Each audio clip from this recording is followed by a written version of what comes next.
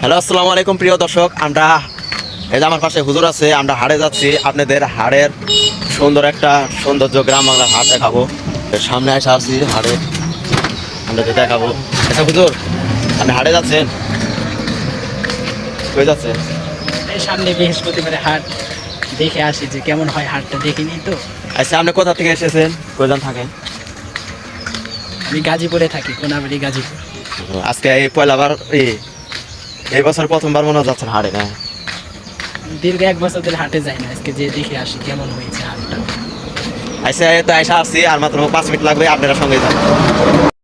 গ্রামে শনিবার থেকে একদম শুক্রবার পর্যন্ত হাট বসে। যেমন আমাদের বাড়ির পাশে এটা বৃহস্পতিবার হাট বসে। আজকে বৃহস্পতিবার হাট, আজকে হাটে যাচ্ছি। আপনাদের গ্রাম বাংলার ঐতিহ্য সুন্দর একটা হাট দেখাবো। হাটের মধ্যে অনেক বাজার ঘাট পাওয়া যায়, বাজার পাওয়া যায়, বিভিন্ন ধরনের কাঁচামাল, তয় তরকারি, মাছ টাছ, এসব ভিডিও আপনাদের দেখাবো। আসসালামু আলাইকুম রহমতুল্লাহি ওয়া বারাকাতু। আমরা অনেকেই বাজারে যাই, কিন্তু বাজারে প্রবেশ করার একটি দোয়া আছে। তো দোয়াটা হলো লা ইলাহা ইল্লাল্লাহু ওয়াহদাহু লা শারীকা লাহু লাহুল মুলকু ওয়া লাহুল হামদু ইউহয়ি ওয়া ইউমীতু বিয়াদিহিল খায়র ওয়া হুয়া আলা কুল্লি শাইইন কাদির। সবাই দোয়াটি মুখস্থ করুন।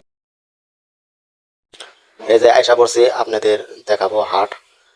এই যে রাস্তা দিয়ে অনেক কিছু বসেছে আজকে, অনেক কিছু উঠেছে বলতে ওই যে রাস্তা দিয়ে পেঁয়াজি বাচ্ছে, বাচ্ছে। বিশেষ কিছু ভিডিও ওঠাতে পারিনি, পরে আলান দিয়েছিল তো।